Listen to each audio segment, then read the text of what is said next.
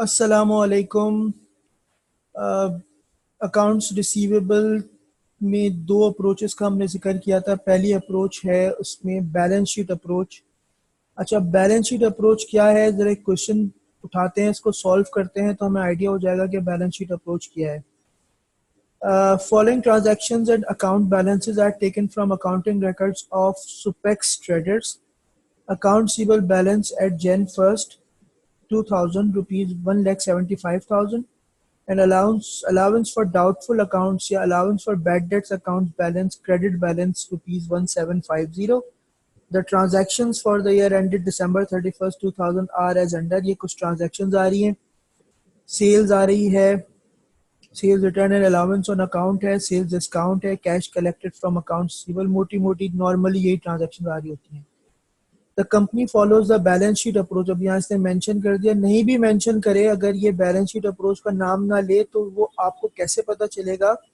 वो ऐसे पता चलेगा कि estimating uncollectible expenses 1% of account receivable. जब भी परसेंटेज दी भी हो अकाउंट्स रिसीवेबल की तो ये बैलेंस शीट अप्रोच होती है। जब भी बैड डेट से अनकलेक्टेबल निकालने के लिए परसेंटेज अकाउंट्स रिसीवेबल की दी हुई हो तो ये हमेशा बैलेंस शीट अप्रोच होती है। अब रिक्वायर्ड में कह रहा है record the journal transactions in journal giving narration, give an adjusting entry to record the uncollectible expense at December 31st 2000, show computation, prepare partial balance sheet as on December 31st 2000। अब सबसे पहला काम तो ये है कि हमने इसकी एंट्रीज बनानी है। पहली ट्रांजैक्शन है सेल्स ऑन अकाउंट 5,50,000। क्या एंट्री बननी चाहिए? Accounts receivable debit sales credit. क्या एंट्री बननी चाहिए? Accounts receivable debit sales credit. ये देखिए हमने पहली एंट्री बना ली, 5,50,000 से अकाउंट रिसीवेबल को डेबिट कर दिया और सेल्स को हमने क्रेडिट कर दिया। दूसरा कह रहा है sales return allowance 16,500, sales discount availed by customer 13,500, sales return debit accounts receivable credit, sales discount debit accounts receivable credit. Sales return allowance को हमने डेबिट कर दिया, अकाउंट रिसीवेबल क्रेडिट कर दिया, सेल्स डिस्काउंट को डेबिट कर दिया, अकाउंट रिसीवेबल क्रेडिट कर दिया। पहली नरेशन दी थी, क्रेडिट सेल्स को रिकॉर्ड किया, sales return by credit customer, sales discount to credit customer. Last transaction उसने कैश कलेक्शन की दी है, cash debit accounts receivable credit की एंट्री बननी चाहिए 3,75,000 से। ये हमने एंट्री पास कर दी। तो पहला स्टेप तो ये हुआ कि आपने जर्नलाइजिंग कर दी, एंट्रीज बना ली। एंट्रीज बनाने के बाद अब देखें, अब थोड़ा सा ख्याल ये रखना है कि आपने आपके पास अब ये एक दो चीजें दिमाग में रखते हुए काम करना है। आपके पास अकाउंट्स रिसीवेबल का ओपनिंग बैलेंस है 1,75,000 रुपए, ठीक है। अगर आपके पास ये ओपनिंग बैलेंस नहीं होता बल्कि वो आपसे ये कहता है कि अकाउंट्स रिसीवेबल का 31 दिसंबर 2000 का बैलेंस है 175,000, तो आप अकाउंट्स रिसीवेबल का टी अकाउंट नहीं बनाते। लेकिन अगर वो आपसे कह रहा है कि जनवरी 1 2000 का बैलेंस आपके पास पड़ा हुआ है, ओपनिंग बैलेंस अकाउंट्स रिसीवेबल का, अब आपने अकाउंट्स रिसीवेबल का एक अदद टी अकाउंट बनाना है, ओपनिंग बैलेंस डालना है और ये जितनी ट्रांजैक्शन जहां जहां अकाउंट रिसीवेबल हिट कर रहा है वो आपने उसमें पोस्ट करनी है और उसके बाद आपने एक अदद एंडिंग बैलेंस अकाउंट्स रिसीवेबल का निकाल लेना है, जैसे ये बना हुआ है। ओपनिंग बैलेंस डाला और ये सारी ट्रांजैक्शंस डालकर हमने एक अदद एंडिंग बैलेंस जो है वो अकाउंट्स रिसीवेबल का निकाल लिया, ठीक है। ये हमने यहाँ पर जो है वो काम किया।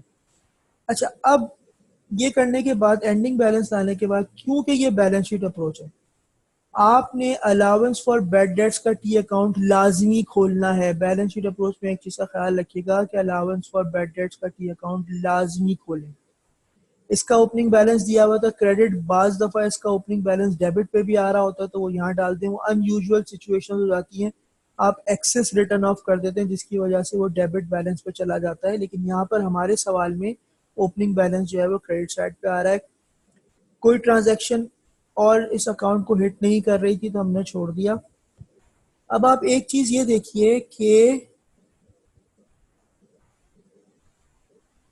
वो ये कि ये जो 3,20,000 का बैलेंस है अकाउंट्स रिसीवेबल का, इस पर हमने जो है वो 1% जो उन्होंने सवाल में दिया था 1% हमने जो है वो अप्लाई करना है। तो ये अगर आप देखें तो ये हमने यहाँ पर 1% इस पे अप्लाई किया, और जो भी बैलेंसिंग फिगर आई वो बैलेंसिंग फिगर जो है वो हमने अलाउंस के एंडिंग बैलेंस के तौर पर उसको रख दिया है।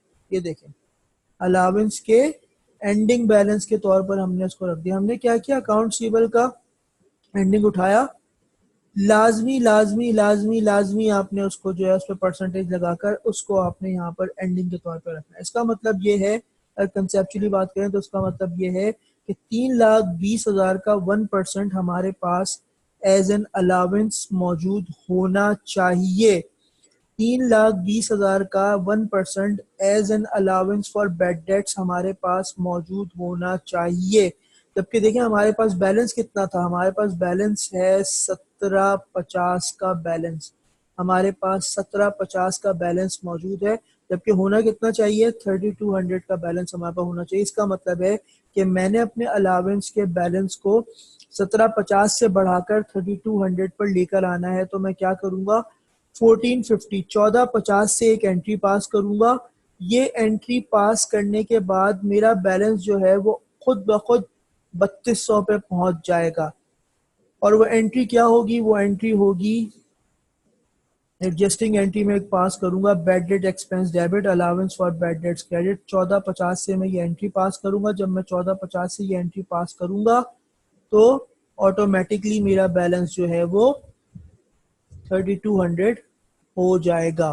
ठीक है ना, तो ये इस तरह जो है हमने काम करना है, 3200 हमारा बैलेंस जो है वो हो जाएगा।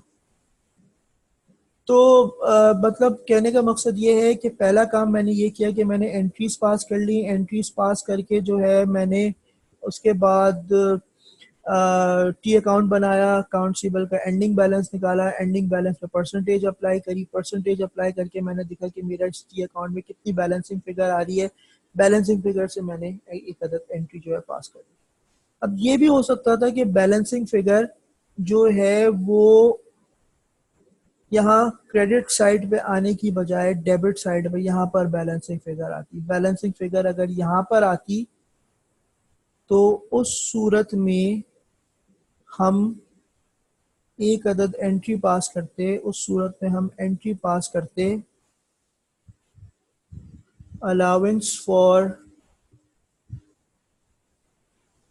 बैड डेट्स डेबिट कर देते और हम अपने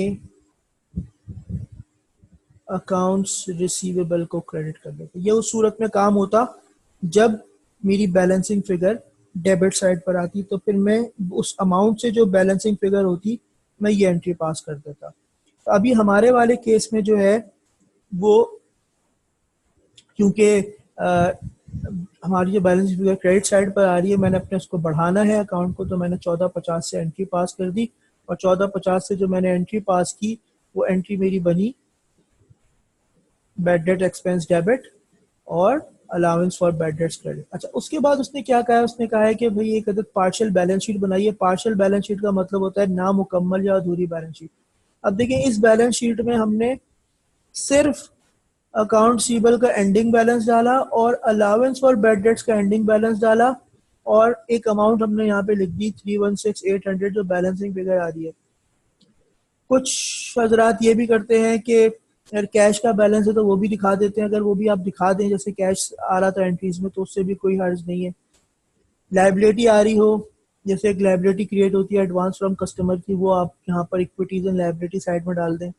तो अगर आप यहाँ पर ऊपर कैश भी एसेट्स में दिखा देते हैं, जितना कैश आपने रिसीव किया है वो भी आप ले सकते हैं। बस ये ख्याल रखना है कि पार्शियल बैलेंस शीट आपकी बैलेंस नहीं होती, इसमें सिर्फ कुछ जो आइटम्स आपके पास अवेलेबल होते हैं क्वेश्चन में, सिर्फ आप वही पोस्ट करते हैं। तो ये हमारी बैलेंस शीट अप्रोच है। बैलेंस शीट अप्रोच में हमने अकाउंट्स रिसीवेबल पर परसेंटेज लगानी होती है, ट्रांजैक्शन पोस्ट करें, टी अकाउंट बनाए। टी अकाउंट में दोबारा रिपीट कर रहा हूँ कि T account allowance account receivable का टी अकाउंट जब ओपनिंग बैलेंस दिया हुआ हो वही बनाना है। एंडिंग बैलेंस के केस में डायरेक्ट आप उस एंडिंग बैलेंस पर परसेंटेज लगा दें और आपको वहाँ पे टी अकाउंट बनाने की ज़रूरत नहीं है। लेकिन अलाउंस फॉर बैड डेट्स का टी अकाउंट या अलाउंस फॉर डाउटफुल अकाउंट्स का जो टी अकाउंट है वो आपने लाजमी खोलना है। बाकी सारा प्रोसीजर आपके सामने। आई होप आपको वीडियो समझ आई होगी। नेक्स्ट वीडियो तक के लिए इजाज़त दीजिए। अल्लाह हाफ़िज़।